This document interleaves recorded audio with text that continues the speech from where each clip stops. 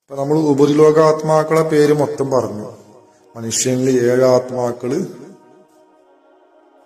മൊത്തം ഉണ്ട്. ലത്തായിഫ് എന്ന് പറയുന്ന പേരുകളിൽ അറിയപ്പെടുന്ന ആത്മാക്കള് 7 ഉണ്ട്. അതിലൊന്ന് നഫ്സാണ്.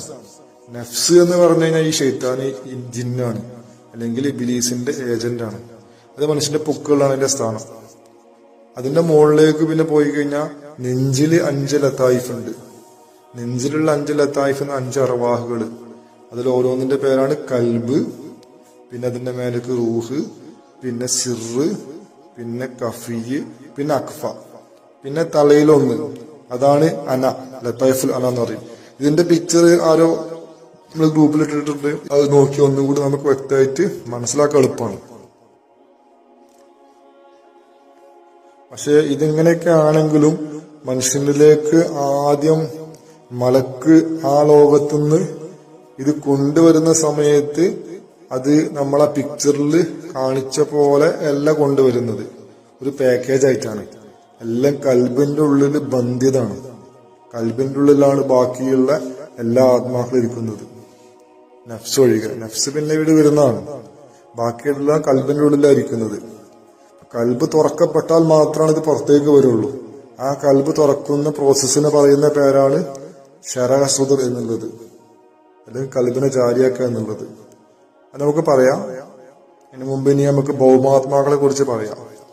ഭൂമിയിൽ നിന്നുള്ള ആത്മാക്കളായിട്ട് 3 വരുന്നുള്ളൂ. ആ 3 പേര് നേരത്തെ നമ്മൾ പറഞ്ഞ 3. ഈ ഭൂമിയിലുള്ള കല്ല്, ഈ ഭൂമിയിലുള്ള സസ്യങ്ങള്, ഈ ഭൂമിയിലുള്ള ജന്തുക്കള്. അപ്പൊ നമുക്ക് ഈ ഭൂമിയിലേക്ക് വരുമ്പോൾ ഇത് 3 ആവശ്യമാണ്. കാരണം നമുക്ക് ജിസ്മ് വേണം, തടി വേണം. നമ്മളെ ഹക്കീക്കത്ത് റൂഹാണ്. അപ്പൊ റൂഹ് ഭൂമിയിലേക്ക് വരുന്ന സമയത്ത് റൂഹിന് താമസിക്കാൻ ഒരിടം വേണം, ഒരു വീട് വേണം. ആ വീട് ഇവിടെ തയ്യാറാക്കണം. കാരണം നമുക്ക് ഈ നാട്ടിലാണ് താമസിക്കേണ്ടത്. ഈ നാട്ടിലെ ക്ലൈമറ്റ് എങ്ങനെയാണോ, സാഹചര്യങ്ങൾ എങ്ങനെയാണോ, അതിനനുയോജ്യമായ വീടാവണം. അതല്ലാതെ നമുക്ക് ആ നാട്ടിലുള്ള വീട് പോലുള്ള വീടായാൽ പോരാ. അപ്പൊ ഈ നാട്ടിൽ വീടുണ്ടാക്കണം. അങ്ങനെ ഓരോ വീടും ഉണ്ടാവും. ഓരോ മാതാവിന്റെ ശരീരത്തിൽ നിന്നും ഉണ്ടാവുന്ന ഒരു മനുഷ്യരൂപം, അതൊരു വീടാണ്. ആ വീട്ടിലേക്ക് താമസിക്കുന്ന അതിഥിയാണ്, വിദേശിയാണ് നമ്മളെ റൂഹ്. ഓക്കെ. അപ്പൊ ഈ ജിസ്മ് ഉണ്ടാക്കാൻ വേണ്ടിയിട്ട് 3 തരം ആത്മാക്കൾ ആവശ്യമാണ്. ഭൂമിയിൽ നിന്നുള്ള ആത്മാക്കൾ. അത് വരുന്നത് ആകാശലോകത്തു നിന്നല്ല, ഭൂമിയിൽ നിന്ന് തന്നെയാണ്. ആ 3 ആത്മാക്കളെ പേരാണ് ജമാദി റൂഹ് 1, 2 നബാത്തി റൂഹ്, 3 ഹയവാനി റൂഹ്. ഇത് 3നെയും കൂടെ ഒരുമിച്ച് ചേർന്ന് നമ്മൾ ശരീരം പൂർത്തിയാവുന്നുള്ളൂ.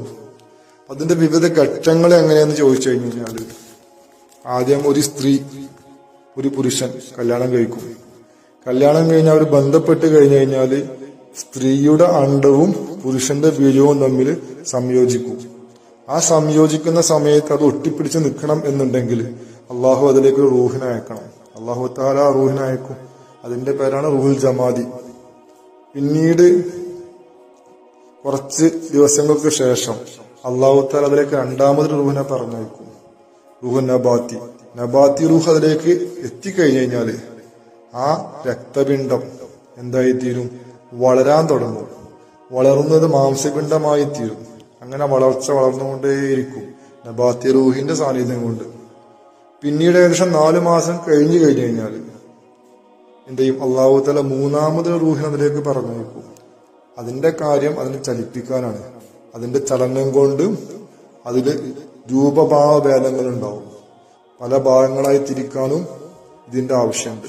ഹയവാനി റൂഹിന്റെ ഫംഗ്ഷൻ എന്ന് പറഞ്ഞു കഴിഞ്ഞാൽ 1 ചലിക്കലും 2 രൂപഭാവഭേദങ്ങൾ ഉണ്ടാക്കലാണ്, പ്രത്യേക രൂപങ്ങളാക്കി മാറ്റുക. അങ്ങനെ ഈ മാംസക്കട്ടയിൽ ഒരു കുട്ടിയുടെ രൂപമായിട്ട് മാറും. കണ്ണ് കണ്ണായിട്ടും, കാത് കാതായിട്ടും, കാല് കാലായിട്ടും, നഖമായിട്ടും, മുടിയായിട്ടും, അങ്ങനെ പ്രത്യേക ഭാഗങ്ങളാക്കി മാറ്റാൻ സഹായിക്കുന്നത് ഈ ജമാദി റൂഹ്, ഈ ഹയവാനി റൂഹാണ്. അങ്ങനെ ഈ 3 ആത്മാക്കളും വന്ന് അതിൻ്റെതായ കാര്യങ്ങൾ ചെയ്തു കഴിഞ്ഞു കഴിഞ്ഞാല് അത് പരിപൂർണതയിൽ എത്തുന്ന സമയം 10 മാസമാണ്. അങ്ങനെ പരിപൂർണതയിൽ എത്തിക്കഴിഞ്ഞു കഴിഞ്ഞാല് അള്ളാഹുവിന്റെ തീരുമാനപ്രകാരം ആ കുട്ടി ഈ ഭൂമി ലോകത്തേക്ക് പിറന്നു വീഴും. അതാണ് പ്രസവം.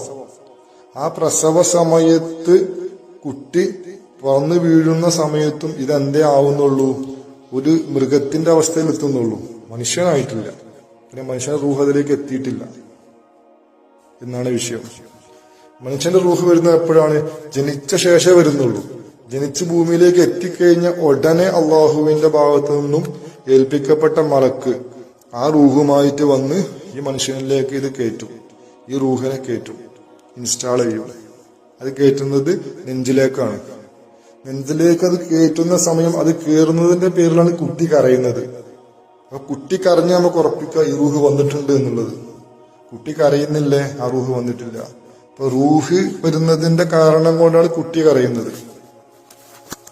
അങ്ങനെ അധികം താമസിയാതെ ഇബ്ലീസിനെ ഏൽപ്പിക്കപ്പെട്ട ഒരു കാര്യമുണ്ട്. ആ ഏൽപ്പിക്കപ്പെട്ട കാര്യം ഇബ്ലീസും എത്തും. ഇബ്ലീസിന്റെ കയ്യിലുള്ളത് ഈ റൂഹാണ്, ലതായിഫുൻ നഫ്സ്. ആ നഫ്സിനെ ഇബ്ലീസും കയറ്റും. ഇബ്ലീസ് കയറ്റുന്നത് നമ്മളെ പൊക്കിളിലേക്കാണ്. ഇബ്ലീസ് പൊക്കിളിലേക്ക് കയറ്റി കഴിഞ്ഞു കഴിഞ്ഞാല് അവിടെ നഫ്സ് അവിടെ ഇൻസ്റ്റാൾ ആക്കപ്പെട്ട് നമ്മളെ നെഞ്ചില് ആകാശലോകങ്ങളിൽ നിന്ന് അയക്കപ്പെട്ട അർവാഹുകള് അഥവാ സമാഹിയ അർവാഹുകൾ അവിടെയും സ്ഥാപിക്കപ്പെട്ടു. ജിസ്മില് നേരത്തെ നമ്മള് അധോലോകാത്മാക്കൾ അഥവാ അർസിയായ അർവാഹ് അത് അവിടെയുണ്ട്. നഫ്സിന്റെ സ്ഥലമായ പൊക്കിൾ അതുമുണ്ട്. ഇപ്പൊ എല്ലാവരും അവരുടെ സ്ഥലങ്ങളിൽ എത്തി. ഇപ്പൊ മൊത്തം നമുക്ക് എത്ര റൂഹായി? ആകാശലോകത്ത് നിന്ന് വന്ന 6 റൂഹ്, പുക്കളിലൊന്ന് 7, അതേപോലെ ജിസ്മില് നേരത്തെയുള്ള 3, 10 റൂഹ് ഒരു മനുഷ്യനിലായി. നമ്മള് ഈ പിറന്ന് വീഴുമ്പോഴാണ് മനുഷ്യനായി എത്തിയിരുന്നത്. അതിന്റെ പേരിൽ മാത്രമാണ് ഈ നമ്മളെ ശരീരത്തിന്റെ നിയമത്തില് ഒരു കുട്ടി ജനിച്ചു കഴിഞ്ഞിട്ട് മരിച്ചാലാണ് അവിടെ എന്തുള്ളൂ? ജനാസ നിസ്കാരമുള്ളൂ. അതല്ല ജനിക്കുന്നതിന് മുമ്പ് മരിക്കുകയാണെങ്കിൽ ജനാസ നിസ്കാരം ഇല്ല. കാരണം അവിടെ എന്തായിട്ടില്ല, മനുഷ്യനായിട്ടില്ല. അതൊരു മൃഗത്തിന്റെ അവസ്ഥയിൽ എത്തിയിട്ടുള്ളൂ. അതിന്റെ പേരിൽ ജനാസ നിർബന്ധം അതിന് ലോജിക്കല്ല, ഫിറ്റല്ല. അതുകൊണ്ട് അള്ളാഹുവിന്റെ കൽപ്പന അങ്ങനെ ഉള്ളത്. അതിന്റെ ഹക്കീക്കത്ത് അതാണ്. ഇത്തരം കാര്യങ്ങൾ നടന്നു കഴിഞ്ഞു. പ്രസവിക്കുന്ന സമയത്ത് ഇത് നടന്നു കഴിയുന്ന സമയത്ത് ഇബ്ലീസ് വരുന്ന സമയത്ത് ഇബ്ലീസിനെ അറിയാം അള്ളാഹു തആല ആ മനുഷ്യന്റെ നെഞ്ചില് വലിയൊരു ലോകം ഇൻസ്റ്റാൾ ചെയ്ത കാര്യം. കാരണം ഇതാണ് മനുഷ്യന്റെ ഏറ്റവും വലിയ സമ്പത്ത്, ഈ റൂഹുകള്. ഈ റൂഹുകള് ഇന്ന് 7 റൂഹുകള് മൊത്തം മനുഷ്യരിലുണ്ട്. അതില് ഈ പറഞ്ഞ 5 എണ്ണം നെഞ്ചിലുള്ളതും ലതായിഫുൽ അനായ 1. ഇത് വളരെ ഇമ്പോർട്ടന്റ് ആയ ഒരു സംഗതിയാണ് മനുഷ്യരെ സംബന്ധിച്ചിടത്തോളം. ഷെയ്ത്താൻ എന്ത് ചെയ്യും?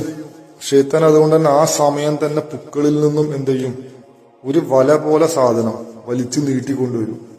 എന്നിട്ട് ആ വല പോലുള്ള സാധനം കൊണ്ട് മനുഷ്യന്റെ കൽബിന്റെ ചുറ്റും അത് കെട്ടും. അതുകൊണ്ട് വലയം ചെയ്യും. അങ്ങനെ ഒരുപാട് വലയം ചെയ്ത് 1,80,000 മറകള് അതിന് ചുറ്റും വന്നുകൂടും. ഈ 1,80,000 മറകൾ വന്നു കൂടി കഴിഞ്ഞു കഴിഞ്ഞാല് ആ മറകളിൽ നിന്നും ഈ കൽബിന് ഒരിക്കലും മോചനമില്ല, ഒരിക്കലും പുറത്തേക്ക് വരാൻ സാധിക്കൂല. ഒരു ഇബാദത്തിനും അതിനുള്ള ശക്തിയില്ല. നിസ്കാരം കൊണ്ടോ നോമ്പ് കൊണ്ടോ ദിക്ർ കൊണ്ടോ അല്ല, വേറെ എന്തെങ്കിലും ഇബാദത്ത് ഹജ്ജ് കൊണ്ടോ ഒന്നും ഒരിക്കലും ഒരാളെ കൽബിന്റെ പുറത്തുള്ള ഈ ആവരണം പൊട്ടിപ്പോകൂല. അത്രയും സ്ട്രോങ് ആണ് ആ ആവരണം.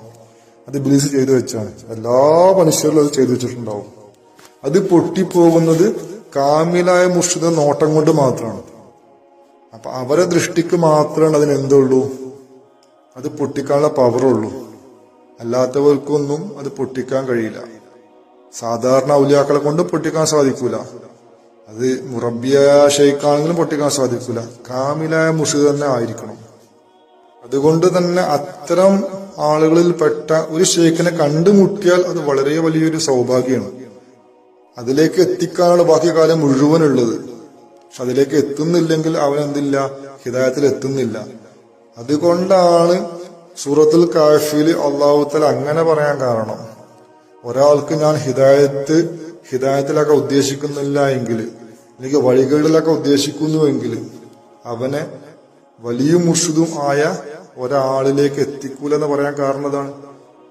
അല്ലാഹു തആല പറയുമ്പോ എപ്പോഴും അങ്ങനെ പറയാറുള്ളൂ, ഡയറക്റ്റ് പറയില്ല. പക്ഷെ ഇത് വളരെ സ്പഷ്ടമാണ് ചിന്തിക്കുന്നവർക്ക്. ഞങ്ങൾ ചെയ്തി പറയുന്ന ഉദാഹരണമുണ്ട്. ഒരു മിഠായി എടുത്തു വെച്ചിട്ട് വികൃതി കാട്ടാത്ത കുട്ടികൾക്ക് ഉള്ള മിഠായിയാണ് എടുത്തു വെച്ചിട്ടുണ്ടെന്നുണ്ടെങ്കിൽ വികൃതി കാട്ടുന്നവർക്ക് ഈ മുട്ട ഞാൻ തരില്ല എന്ന് പറഞ്ഞു കഴിഞ്ഞാല് കാട്ടാത്തവർക്ക് അത് കിട്ടുമെന്ന അർത്ഥം. അതേപോലെ ഇവിടെ വഴികേടിലാക്കാൻ ഉദ്ദേശിക്കുന്നവർക്ക് ഹിദായത്ത് കൊടുക്കുക എന്ന് പറഞ്ഞാല് ഹിദായത്ത് കൊടുക്കുന്നവർക്ക് എന്തായാലും മുർഷിദ് വലിയും കിട്ടും, കാമലാശേഖനെ കിട്ടുമെന്നർത്ഥം. പക്ഷെ അതങ്ങനെ ആയത്തോതിയിട്ട് അത് ചിന്തയിൽ വരാത്ത ആള്, അല്ലെങ്കിൽ അത് മനസ്സിലാവാത്ത ആള്, അയാളെ എങ്ങനെ ഖുർആനത് ഓതിയത്? എന്തുകൊണ്ട് മനസ്സിലാവുന്നില്ല? വഴികേടിലാക്കാൻ പോകുന്ന ആൾക്ക് അല്ലാഹു തആല മുർഷിദിനെ കൊടുക്കൂല എന്നുണ്ടെങ്കിൽ, എനിക്ക് മുർഷിദ് ഇല്ല എന്നുണ്ടെങ്കിൽ, ഷെയ്ഖ് ഇല്ല എന്നുണ്ടെങ്കിൽ ഞാൻ വഴികേടിലല്ലേ എന്നുള്ള ചിന്തിക്കണമല്ലോ. അപ്പൊ പിന്നെ വഴികേടിലാവാതിരിക്കാൻ മുർഷിദിനെ തപ്പണം എന്നുള്ള ഹുക്കും അതിന്റെ ഉള്ളിലുണ്ട്. പിന്നെ നമുക്ക് സംഭവിക്കുന്ന എന്താണ്? ഒന്നുകിൽ നമ്മൾ ഈ കാര്യം മനസ്സിലാക്കിയില്ല, അല്ലെങ്കിൽ നമ്മൾ ആ ഖുർആനിലെ ആയത്തിനെ ഡയറക്റ്റ് ആയിട്ട് വായിച്ചില്ല, വായിച്ചത് തർജുമയാണ്, അല്ലെങ്കിൽ അത് മനസ്സിലാക്കി തന്ന മൊയ്ലിയര് വായിച്ചു തന്ന അർത്ഥമാണ്. ആരാണോ നമുക്ക് അതിന്റെ അർത്ഥം മനസ്സിലാക്കി തന്നത് അവര് കുറ്റക്കാരാണ് അതിന്. അപ്പൊ അവിടെ നിന്ന് അവര് തന്ന തഫ്സീർ അവരെ ബുദ്ധിയിൽ നിന്നാണെങ്കിൽ തെറ്റാണത്, അവർ ചിന്തയിൽ നിന്നാണെങ്കിൽ തെറ്റാണത്, മറ്റുള്ള കിതാബിൽ നിന്ന് കോപ്പി അടിച്ച് എഴുതിയാൽ അതും തെറ്റാണ്. അള്ളാഹുവിന്റെ ഔലിയാക്കൾ തന്ന അർത്ഥമാണ് അത് നമുക്ക് യോജിപ്പിക്കാൻ പറ്റുള്ളൂ, റസൂലുള്ളാഹിന്റെ അർത്ഥം. അപ്പൊ അത്തരം ആളുകളിൽ നിന്നുള്ള തഫ്സീർ നമ്മൾ സ്വീകരിക്കേണ്ടത്.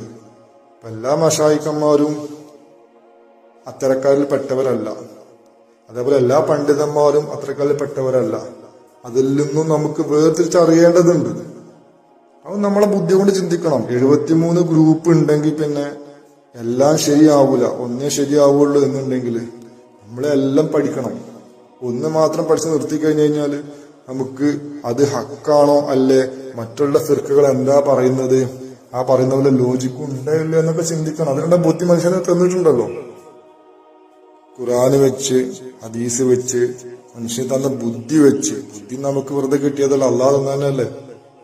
അതൊക്കെ വെച്ച് നമ്മൾ സ്വയം ചിന്തിക്കണമല്ലോ, സ്വന്തം ഗവേഷണം വേണമല്ലോ.